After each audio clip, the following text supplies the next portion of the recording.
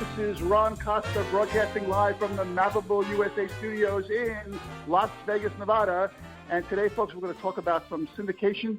We're going to bring on a guest that we had before that everybody loved. And in order to do this, we're going to start the show off by introducing Vicky Hutchmala from the World Token Market. Vicky, how you doing today? Oh, I'm doing fabulous, Ron. You know, this is the time of year that we love to live in Vegas because it's now cooling down. It's getting beautiful. We wish we had some rain, but our guest today, unfortunately, is kind of sitting in a bucket of water. But we love our guest today, and we are ready to go. And he's certainly no stranger to the podcast either. Let's introduce Dan Summers from eVest Technology. Dan, how you doing today? Hey, Ron. Well, hi, Rick. Hi, Vicky. Dan Summers.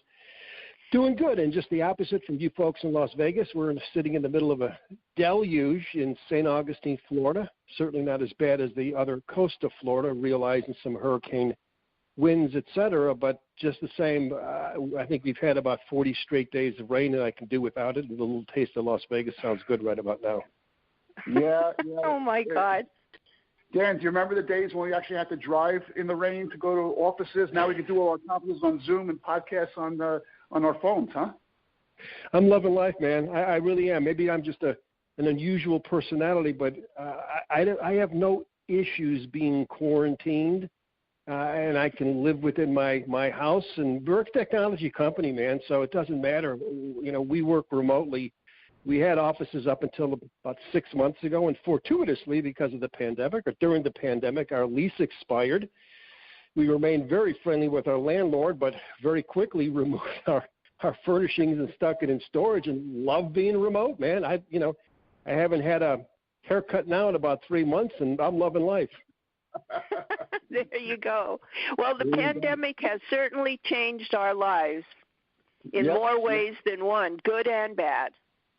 And I'm the same way, Dan. That's why we don't put video on these podcasts. I'm always afraid to do these. I do about 3 to 5 demos a day, and every once in a while someone asks to turn the video on, and I'm always afraid of that. No.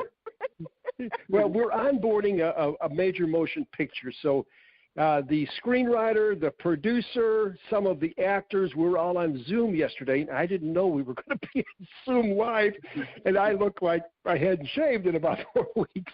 But you know what was funny? Neither did they. So no, there you go. You fit right in. Yeah, I did. Everyone was at their houses, and you can see their deer heads behind them, or their books behind them, or their pool behind them. It's kind of fun. I mean, I enjoy it. I love it. I love it. Yeah, and adapting to technology is what you're all about. I know you have a big tech background. You know, before we get into what we're going to talk about on eVest, kind of refresh our memory about you and your background and how you developed the eVest technology company in general. Sure. Can you talk a little bit about that? Sure. Well, I come from the world of real estate syndication. So, you know, I spent a short 35-year career in there, and I started my company up in Pittsburgh, Pennsylvania with a twinkle in my eye, and we grew to nearly $2 billion in product and portfolio, and I underwrote its IPO and took the company public.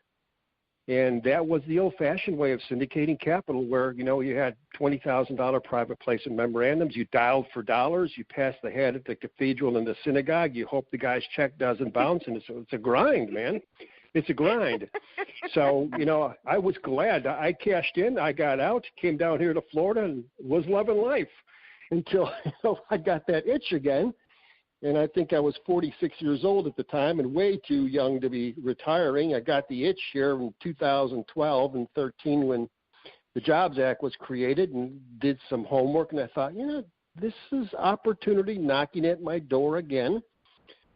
You know, with the SEC changing up the playbook, and they introduced some interesting regs, and technology is what it is, or it's much further along today than it was. But at the end of the day, the marriage between digital technology and the SEC new exemptions was, you know, too tempting.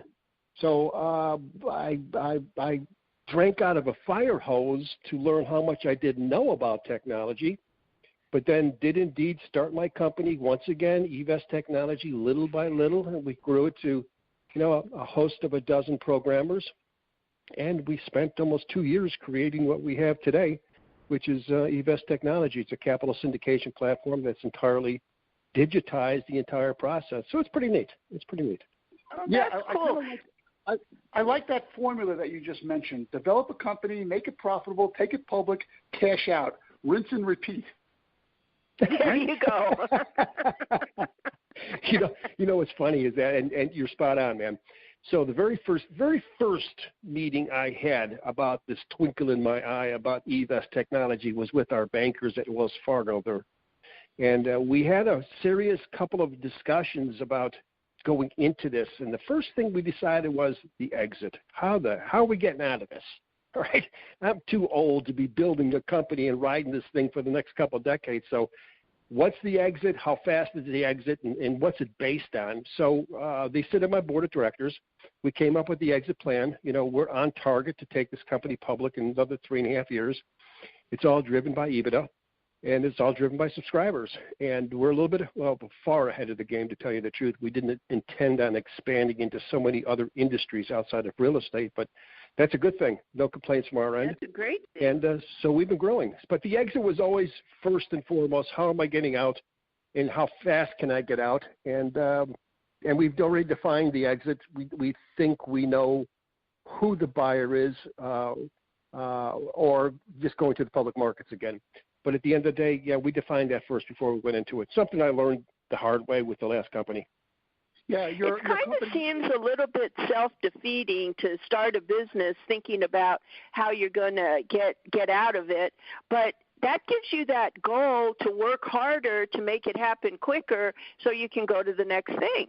It only makes sense. Well, and I can see where you're coming from as far as self-defeating, but at the end of the day, it depends on how you look at this thing. Okay. Exactly. And to build it and sell it and get on to the next thing. And there's no more next things. I've got 5 grandkids and a big boat to be bought. So that's the next thing. I'm going to spend that money as fast. Doesn't matter the motivation, Dan. Doesn't matter the motivation. I've got 3 boys in Mississippi and 2 girls in St. Louis, and they're very, very successful parents, and, I can't get enough of the grandkids, but I've got 3 more years to run this thing fast and hard. And we're all at this 7 days a week. All the employees have participatory positions in the upside of the company. So it's all about customer service, and that's how we built this company from scratch, all about maintaining the customer satisfaction. That's great. Yeah. Well, why don't you tell us a little bit about how your eVest technology has evolved from when you started to today? Sure. Well, it's gotten better, and it's only gotten better because our clients have helped us get better. Just the very basics of the company is that we are a Reg D 506C compliant platform. What that means in layman's terms is that allows the client to generally solicit. In other words, you can take out full-page ads in the newspaper, the magazines, whatever you want to do, okay, e-blast it across the globe without getting into trouble as we did prior to 2012 and 13. As an example, the Securities Act of 1933 had never changed for 80 years until 2013. So we took that exemption and ran with it, and we built a technology around it, which allows our clients to white label their offering. So it's their logo, their colors, their contact information, their social media, et cetera, et cetera. As far as investors think and know, it's their technology. So eVest shows up nowhere.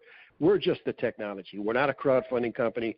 We're the technology that facilitates the entire syndication process. And that's a lot because there's a lot of dots to connect. If you've ever syndicated a deal from scratch, you realize that the amount of dots to connect is mind-blowing because, you're listening to attorneys that you no longer have to have advice from since the Jobs Act of 2013 because you no longer have to put out traditional private placement memorandums. The caveat, of course, is only accepting investments from accredited investors. But at the end of the day, it's become easier, but there's still a lot of dots to connect. So that's what we did. So we took 2 years.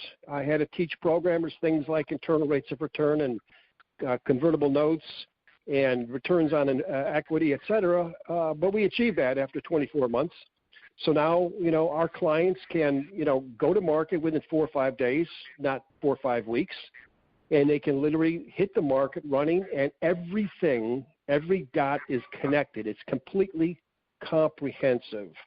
So everything from, creating a landing page that you can use through your emails and e-blast, to, offering the deal, to digital PPM, to automated accreditation. We even do dividend distributions. We have a payment processor that takes care of all the dividend distributions, so you're not writing checks anymore. And we do the K-1s, and it's just that we even give our clients subscription and operating agreements put together by our SEC counsel. So it's completely comprehensive. So we're very unique in that way. And we're really unique because it was put together by a practitioner, me. Been there, done it many, many, many times at the highest level. So I know what to include and what not to include. This isn't textbook stuff that I learned in college. I'm not a programmer, so I'm not trying to to push some algorithms or some PHP programming down your throat. You don't need to know anything, because the other takeaway from my site is that every client gets an eVest customer service rep. They do it for you. So you don't need to learn anything. Just give us the information. We'll get you up and running, for 95% faster, 95% less expensive, et cetera. So it's been an exciting role. But to answer your question, Vicki, we've gotten better only because our clients have come to us and say, hey, Dan, why don't we include a tutorial for investors? Hey, that's a pretty cool idea. Let's do that. Hey, Dan, let's include the ability to, accredit investors if they submit a letter from Merrill Lynch. All right, it states they're accredited. Great idea. So we listen to our clients. They come to us with great ideas, some crazy ideas too, but some ideas, and if it's not too difficult to, adhere to the programming, we do it. So, this is a team effort, and I'm not foolish enough to think I'm that smart, because I'm not, and I'm smart enough to realize I'm not that smart. So I listen, and we're here to, that just comes with experience. It comes with age and understanding that, there's no ego in business. Okay. Keep your ego in the checkbook. And there's many points of view, and people see things from different sides, and that helps everyone. And Vicki, no one's absolutely correct. Okay. Exactly. So sit back and listen rather than speak. So we built careers around that, understanding we ain't that smart. I mean, it goes down to practical life, like the pandemic. I'm not that smart. I listen to the scientists. They know better. If they tell me to do something, I do it. Yep. In terms of my platform, we listen. Sometimes humility gets you further than knowing everything. Humility just necessitates you keeping your mouth shut and listening. And I've made a career out of that. Okay. There you go. I have. I made a career out of just shutting up and listening to people smarter than me, and that's not smarter than me. It doesn't matter. Yeah. Hey, but Dan, you mentioned on your platform it's accredited investors, and they have to prove their accredited status, et cetera. Are there any Reg A deals on this as well? Is it Reg A friendly too? No. We've stuck. We've looked at it. We've been tempted. We've spoken. We've discussed it within our SEC attorneys, and the reason we haven't gone with Reg A, it's twofold. A, it's very expensive for our clients to do. B, it's untimely. You've got to do, it's about 6 months to get up and running, and about $50,000. So that's answer one. Answer two, and the reality is there's so many people, so many clients out there that just want to do Reg D 506C. Hey, look, if it ain't broken, don't fix it. All right? And our clients are interested. And I'll tell you, here's something else that's really, really, really fascinating. You heard it here first, okay? one of the main reasons I haven't matriculated over to A+ and trying to bring in non-accredited investors is this the statistic, and this is amazing. Now, accreditation started in 1982. Here we are 38 years later, and do you realize the benchmarks to get accredited have never changed? They've never been indexed to inflation. It's still 250 and a million as it was in 82, as it is today. Now, here's the takeaway. In 1982, there were 500,000 accredited investors. 38 years later, in 2020, there's over 11 million accredited investors. Yeah. Right? Why in the world do you want to go through the agony and the expense of a Reg A? And I'm not making an argument against Reg A. There's a lot of deals out there that is perfectly suited for Reg A. But in my humble opinion, in my little portion of the world, with my piece of the pie, why would you go chase after overly expensive Reg A deals when there's 11 million accredited investors all looking for alternative investments? So my advice to my guys, okay, our handful of clients or several hundred clients is this. Don't let your greed gland drive the minimum investment, all right?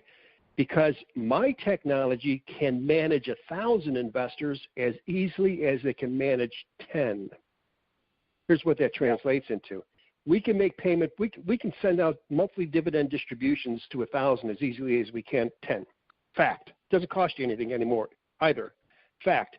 We can disseminate profit and loss statements to 1,000 investors as fast as we can 10. That translates into the fact that if you reduce your minimum investment from 50,000 to 5,000, or 1,000 for that matter, for 1,000, I've talked to a lot of our investors in our database, and I said, what's the difference between 50,000 and 1,000 when you're looking to put out some money? And they said 50,000 is a complete 100% proctology exam on the sponsor and the deal. However, for 1,000, 60 seconds, I'm in. Yeah. I'm in. Oh, there you go. And we made some adjustments, and we've proven that. Yeah, we've blown it open. Yeah, you got more volume sometimes is a good thing. A lot of little investors is sometimes better than a couple big investors that are harder to get. Well, Vicki, here's the greed behind that, behind my position, okay? So you might kill yourself with your first deal, 1,000 investors, okay? But guess what? The second deal, the third deal, the fourth deal, that 1,000 is 5,000, 10,000, $20,000. So just think about it logically, okay? You can curate. Exponential. Exponentially, you can curate $1,000 investors into $10,000, $20,000 investors, and you can do that fast, within 24 months. That $1,000. I mean, that's how you grow your company. That's how I grew my company, from a twinkle in my eye to $2 billion. Sure it is. History makes everything safer. Indeed. And I've proven to myself that does indeed work. And if you think about the logic behind it, why not? Why not? Well, so if you go to my marketplace, which is our new platform, your listeners can go to www.evestmarketplace.com, and that's where we house some of our clients' deals. And you can see a lot of them have followed my train of thought and brought their minimums down to $1,000, $3,000, $5,000. And the traffic is staggering, absolutely staggering. And, it doesn't, I mean, because of digital technology, I market our marketplace to 50,000 high net worth investors a week. So we continuously drive traffic there. And they'll invest in a $1,000 deal, within a minute or two versus, $100,000 minimum investments. They're going to take a few days and sleep on it before they make that decision or not. So that's my thought process. Well, scalability is really key to any company for sure. And it sounds like what you guys are doing there makes your marketplace very powerful because, like you said, you can go from, thousands and with a blink of an eye. That's a mark of success. But what about the actual PPM itself? Your software, you guys help create that document for the issuer? So the key element of the 2013 Jobs Act was Reg D 506C. The 506C portion of it, which basically states that you can generally solicit an offering to anyone. However, only an accredited investor can actually invest in your deal. You no longer have to prepare an offer to the general public, a traditional $15,000, $20,000 private placement memorandum. You only have to disseminate enough information for that accredited investor to make that prudent, sophisticated business decision to invest. Okay? So if that investor, that accredited investors, which we internally accredit to make sure that they are in fact accredited, if they read everything or anything, okay, right, wrong, or indifferent, and they decide to invest in that particular deal, okay, the SEC deems that information disseminated adequate to make that prudent, sophisticated business decision. So that changed the entire atmosphere of investing. It put the onus back on the accredited investor to say, I got enough information, I'm making this decision, and if it goes upside down, it goes upside down. I'm not going to sue for anything other than fraud. So that's where the playbook changed. So what we did was we said, look, the PPM still offers a lot of information, and so it should. So having done so many of these, I pulled out about 7 or 8 tabs that were meaningful in any generic PPM, and we digitized those tabs. So in digitizing the tabs, we have our clients send us information to fill those tabs in, things like the overview and financials and documentation and information on the sponsor, et cetera, sources and uses. Everything you'd see in a normal PPM, but we digitize it. And it's down to a template. We can create this in 24 hours. We send the client the information. They send the information back to us. We create the branding, and then we add all the information. We coach them in the type of information to upload, et cetera, things that they should spend some time on in terms of, the sponsor, the background, some risk mitigants. We offer our disclaimers, et cetera, that tells them don't invest in this deal. It's the old days, but it's all there. It's all digitized, and we can do that in a day. So we meet all those benchmarks that the SEC requires for a 506C. So the whole game changed. Yeah, so if an issuer or syndicator wants to do a 506C, then and he's at step one of the entire process, what does he have to file with the SEC to get this thing going, or does he go with you first to get it going and then file with something with the SEC? Well, there's nothing to file with the SEC first, okay, if you're meeting the Reg D 506C exemption, which is the easiest of all exemptions to meet. So blue sky laws are no longer required. No other documents are required other than a Reg D filing, which is 2-page that you can get on edgar.org. Costs you about $129, and that's within 15 days of receiving your first investment. Other than that, there is nothing to file with the SEC, period. That's why the game was changed in 2013. They blew the doors wide open on the capital raising, the syndication industry. But what's amazing, Ron, is the amount of clients that come to me, even today, and say, Dan, I have a PPM. My attorney said I had to have a PPM. I've got it done. You're telling me we don't have to have it. And I'll just sit down with them and tell them the regulation, okay? So what we do is we take that PPM, since getting rid of it, and we incorporate it into the documentation section. So we have investors read it if they want.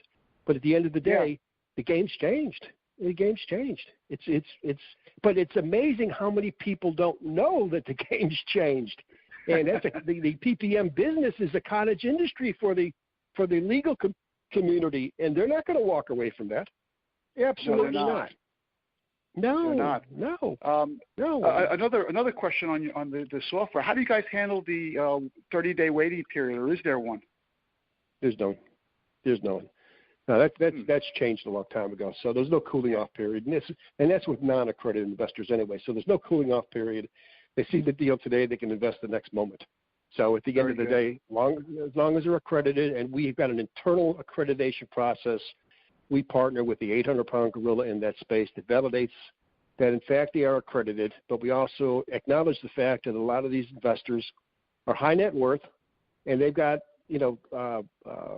they've got accounts with Merrill Lynch or Schwab or whomever, and they can offer a letter that says, outside of my primary residence, I've got a $5 million net worth. And, hey, as long as the liability is taken off of the shoulders of our client, that's all that's necessary. I never, ever, ever advise our clients to allow an investor to sell for credit. That's the kiss of death. I've never done it in my 35 years, never. But in 35 years of being a practitioner, I've always accepted a letter from a CPA or legal counsel on their stationery, as long as I have someone to defer to in the event the SEC ever knocks on my doors. It's that simple. Get the liability off of your shoulders. Yep. And also, your liability. Your eVest marketplace, it reminds me of that old slogan years ago. I forget what it was. It was on orange juice or milk. It's not for breakfast anymore, and how things are kind of like evolved. When you started this, you obviously have a really huge background in real estate, and I would imagine that you developed this whole thing with real estate in the back of your mind. But generally, you're seeing more and more non-real estate deals come across your desk. So when did you start getting the feeling that, well, maybe this isn't just for real estate anymore? I guess maybe about 2 years ago, we onboarded our first non-real estate entity, which was cannabis. And they continue to be a big part of our platform. But as we began and continued to market, we market the marketplace very heavily, driving traffic to our platform. We started getting phone calls from people in the major motion picture business. Okay, we had a Samuel Jackson movie on there. We've had a number of different high-end movies on there. We just uploaded a new movie yesterday out of Beverly Hills. We're talking to the Eastwood family about a movie of theirs, et cetera. From there, we moved on to a lot of funds.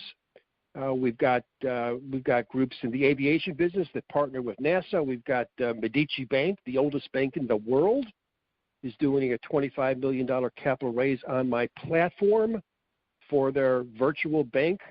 And they're really just using our technology to orchestrate and organize their capital raise.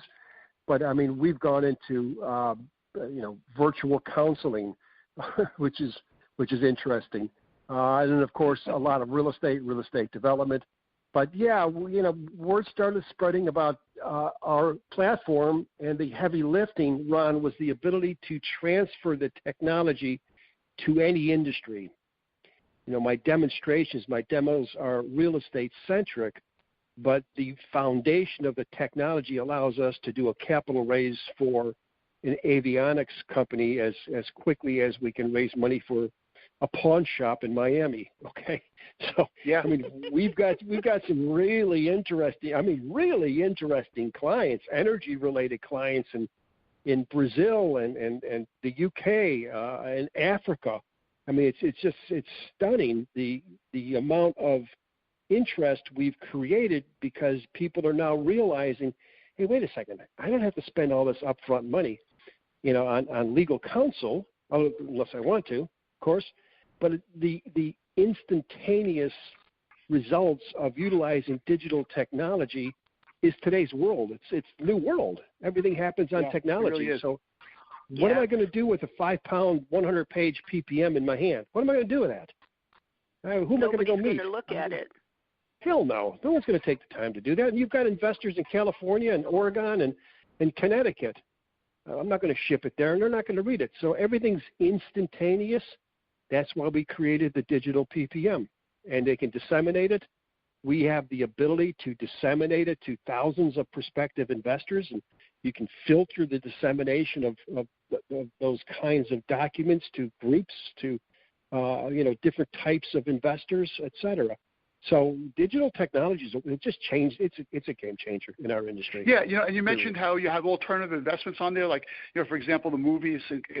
I got to tell you, I am amazed, absolutely amazed at the amount of money that people make and raise for things like documentaries these days, like just crazy things, crazy murderers or kind of, whatever it is.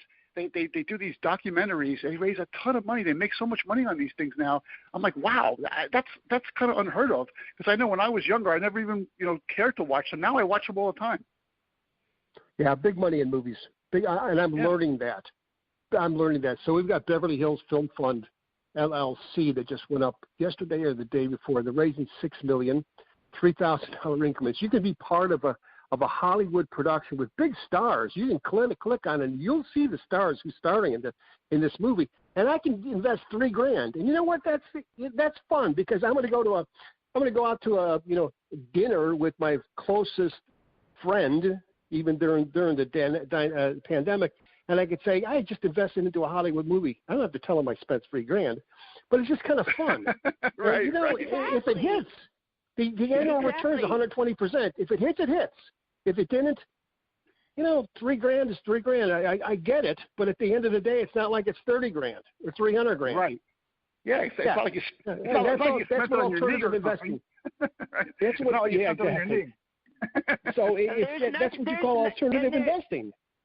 There's nothing better than that feel-good moment when you can connect yourself with something and say, "Oh, look, I'm part of that. Wow."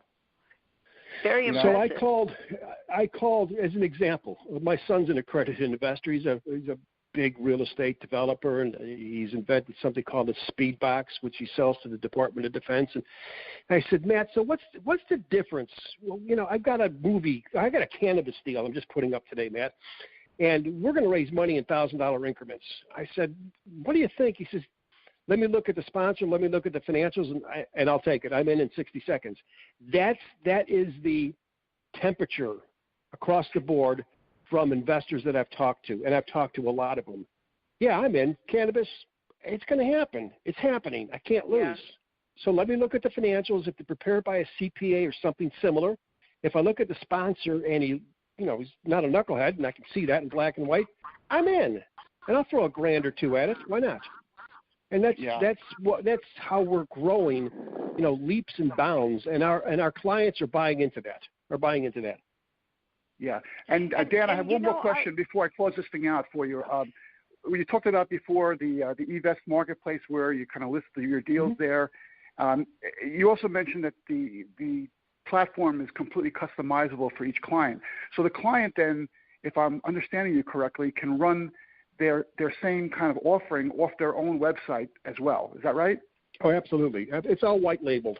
So the marketplace is just for eVest technology to market your deal. We create what we call a landing page, call it a flyer, and that's all branded to you, your company, your social media, your colors, logo, bank information, etc. That's what our clients use to market their deal. And that has a live URL at the bottom. So an investor, this is a teaser, an investor likes that, a prospective investor, they click on that live URL, it takes them to what we call the offering page, which is their website. So we've created a website with their logos and colors and disclaimers and social media, their bank, their contact information. So it's freestanding. It's a freestanding portal that's 100% branded to them. Nowhere does eVest show up. I mean, that's a key element. Completely white labeled. So nowhere does eVest show up. No funds pass through eVest. This is an investor-investor relationship that we facilitate with our technology. And let me, before you do sign off, Ron, let me just make one more thing that's noteworthy. Today we signed up in a partnership with a company called Blockchain Triangle, which is a very large broker dealership. So now with clients that have larger capital raises, we can now facilitate their capital raise by introducing them to our partner, who has a network of broker dealers that will indeed endeavor to raise their capital for them. So that's the newest nuance that I can announce today on your podcast for the first time. Awesome. We haven't even put out a press release on that yet. We just signed the deal this morning about 3 hours ago. And believe me, you don't have to sell me on blockchain at all. I think blockchain is the future for a lot of things. So what a great news item. Yeah. Awesome. Yeah, I got to say, it's a massive all the deal stuff for us. I've seen, if you're a 506 guy and you're doing that kind of issuance, this is probably the best platform that I've seen so far. And your background and the way that you implemented this whole thing is so impressive. I can't even tell you. So a big fan here. Vicki, what do you think? You got any last questions for Dan or overview or what? Well, technology is the future, blockchain is the future, and you've combined them. That's excellent. And the pandemic, for all its bad side effects and everything, the pandemic has allowed people to slow down somewhat, to gather more information, and to understand that there's a lot more things to invest in than the traditional things like real estate and stock market and that. There's a lot of entrepreneurs out there that have excellent ideas but need funds. And here's your opportunity. And you're so right, Ron. Dan has created a platform that is easy, that works, is successful, and it's validated because of the types of companies that are using it around the world. That's just incredible, Dan, that you have companies all around the world that are using your platform to raise a little bit or a lot for ideas that nobody's ever heard of before. Kudos to you. Well, Vicki, it's like what Willie Nelson once said, it took him 20 years to become an overnight success. Right. So we've been working on this diligently. But I'm happy to report that, yeah, we're overwhelmed. We're more successful than we thought we'd be at this juncture. And the attention from guys that are doing fix and flips to guys doing major motion pictures to guys building $90 million embassy suites in the San Diego airport is just overwhelming, and we're pleased. We're pleased as punch. Yeah, and last thing, Dan, is if someone wants to see a demo of this platform, what do they do? How do they contact you? Real simple. They contact me directly. It's D Summers, SUMMERS at eVestTech.com. And I conduct all the demos myself. Very good. Yeah, we'll put these in the show notes for sure. All right. Well, this was really great, and as usual, great information from Dan Summers. It's amazing. Thank you so much, Dan, for taking your time out of your day and in your rainy day. So I'm glad you made it to the phone to be able to do this podcast. So once again, we really appreciate you being a guest on the show so many times. It's been great. My pleasure. And Vicki, you have a good weekend. Yep. Thanks, and Vicki, thanks again for co-hosting. Everyone out there, you're listening to the Mappable USA podcast at mappableusa.com. You go to that website, scroll down, you'll see all our syndication sources. You pick the one you like the best, subscribe, and you'll never miss another one of our episodes. If you want to be a guest on the show like Dan was today, there's a guest tab there. Just fill that out. We'll see what we can do about getting you on the show. If you like what you heard today, send us an email at info@mappableusa.com or just comment on the page that you're listening to this podcast on. And we thank you once again for all your support. And we'll be at you next week with another Mappable USA podcast. Have a great week, everyone.